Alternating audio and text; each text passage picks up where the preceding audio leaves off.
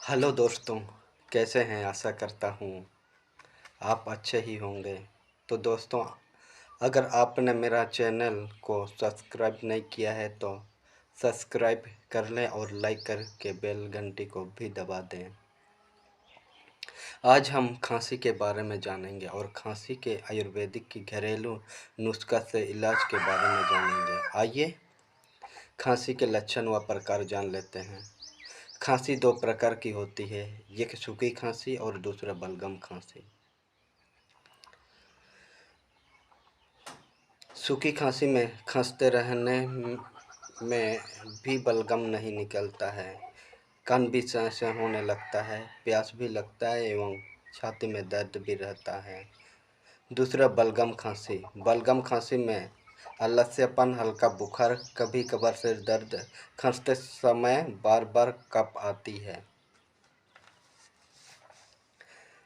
10 दिनों से अधिक हो तो चिकित्सक से संपर्क करें।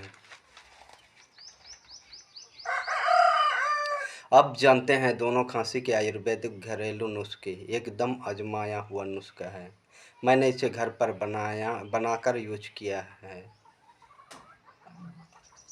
तो चलिए जानते हैं। अदरक 50 ग्राम लें, गुड़ 100 ग्राम लें और काली मिर्च 50 ग्राम लें। अब अदरक और काली मिर्च को पीसकर गुड़ में मिलाएं। अब यह माजून सा बनकर तैयार है। सुबह एवं रात को खाने के बाद एक एक चाय चम्मच से लें। आपका कैसा भी खांसी हो ठीक हो जाएगा। एक बात और है, आपको खांसी है तो गर्म पानी का ही यूज करें, अचार खटाई का प्रयोग ना करें।